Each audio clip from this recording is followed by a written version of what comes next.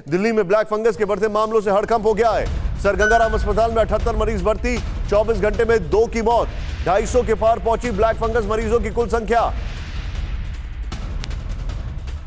मुख्यमंत्री अरविंद केजरीवाल ने कहा, हालात नहीं सुधरे तो ब्लैक फंगस को घोषित करेंगे महामारी। अच्छा, अभी किसका इंतजार कर रहे हैं? मैं सीधे चलूंगा आपको लेकर। कुमार कुंदन हमारे साथ है। कुमार कुंदन, ये बोल रहे हैं हालात नहीं सुधरे, या ये काम भी अभी केंद्र सरकार के ऊपर वेट कर रहे हैं कि वो करेंगे महामारी घोषित तब हम करेंगे?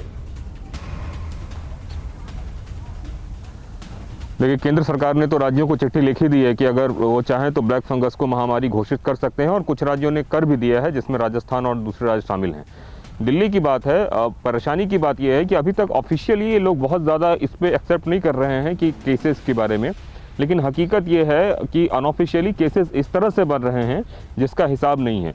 मैं जहाँ तक जानता हूँ, गंगाराम से कुछ मरीज़ को आई डिपार्टमेंट के लोगों को मतलब रेफ़र किया गया क्योंकि उनकी विजन लॉस हो रहा था। इसके अलावा और भी कई सारे जो डेवलपमेंट हो रहे हैं, एम्स में भी कुछ मरीज एडमिट हैं।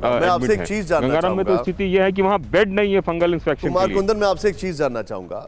अज्ञानता मोक्ष है, लेकिन महामारी के दौरान अज्ञानता मौत है, और इसमें कोई संदेह नहीं। एक जमाना था, आपने भी कई ट्रेन एक्सीडेंट्स कवर किए हैं, जब ट्रेन एक्सीडेंट होता था तो बोलते थे कि ऑफिशियली कितने मरे, फिर बताते थे अनऑफिशियली कितने लोगों की मौत हुई है। ये वो जमाना चल रहा है क्या? यहां पर सीधे सीधे मेडिकल साइंटिफिक असेसमेंट के लिए सीधे सीधे फैक्ट्स एक्सेप्ट करना जरूरी है? क्यों नहीं एक्सेप्ट कर रहे हैं? इनके पास सब कुछ तो है, क्यों नहीं एक्सेप्ट कर रहे हैं कि इतने केसेस आ गए? क्यों भाग रहे हैं इस चीज से? देखिए, सबसे बड़ी हकीकत यही है कि हम मेडिकल एविडेंस पे कम और संभावनाओं पे ज़्यादा बात कर रहे हैं, और यही परेशानी आ रही है। अगर हम एविडेंस बेस्ड पे अपने को ले चलें तो शायद इतनी परेशानी नहीं आएगी। मैं जो बताना चाह रहा था, गंगाराम में बेड अवेलेबल नहीं है म्यूकोरमाइकोसिस के। परेशानी ये बात है कि जब कोई पेशेंट एडमिट होता है तो उसका लंबा ट्रीटमेंट चलता है, और इस ट्रीटमेंट को चलने में 1 से 1.5 महीने का भी वक्त लग जाता है। गंगाराम की बात करें, हमारे साथ 1.5 महीने तक किसी बेड पे है। हमारे साथ, मैं नाम नहीं लेना चाहूंगा, हमारे साथ चेयरमैन साहब मौजूद हैं बीएलके हार्ट सेंटर के, हमारे एक सहयोगी। सर, आपके यहाँ से इलाज करा के गए अभी 1 हफ्ता पहले की मैं बात कर रहा हूं, और बहुत बढ़िया इलाज हुआ। उनको बड़ी दिक्कत थी, लेकिन उनका नाक का एंडोस्कोपी होना था। लेकिन आपके यहाँ डॉक्टर साहब से उन्होंने रिक्वेस्ट किया कि हम आ सकते हैं। उन्होंने कहा, भाई साहब कैसे आएंगे आप? इतने सारे ब्लैक फंगस के केस हैं, हम नहीं चाहते कि आपकी थोड़ी वनरेबिलिटी बढ़े। अभी आप थोड़ा सा अपने घर में ही अपने रहिए। अभी इतने केसेस बढ़ गए सर, और ये अभी एक्सेप्ट नहीं कर रहे हैं। सर, मैं आपसे जानना चाहूंगा सुभाष सर, क्योंकि आप इस पैनल में, आप एक एडमिनिस्ट्रेटिव रोल में आपका बहुत बड़ा है, इसलिए मैं आपसे जानना चाहूंगा, एक्सेप्ट करने के क्या क्या फायदे हैं? जरा बता दीजिए सरकार को कि अगर आपने एक्सेप्ट कर लिया कि भाई महामारी है, ये चैलेंज है, तो बहुत फायदा होगा आपका। आप एक पूरा इंफ्रास्ट्रक्चर उसका तैयार कर सकते हैं, आप उसको डील कर सकते हैं। बिल्कुल, सरकार का अपना मैकेनिज्म होता है, और सरकार का दायित्व है कि एक एक्सपर्ट्स का एक पैनल गठित करें और उनकी बात को सर्वोपरि रख के उनकी बात सुने, बजाय इसके कि अपनी चलाएं उसमें। ये बड़ा दुर्भाग्य है हमारे देश में। अनलाइक यूएस, आपने देखा होगा डॉक्टर फॉशी की ओपिनियन को कितना अहमियत दी जाती थी, और जब नहीं दी गई तो उसके परिणाम आपने ट्रंप सरकार के दौरान देखे क्या हुए।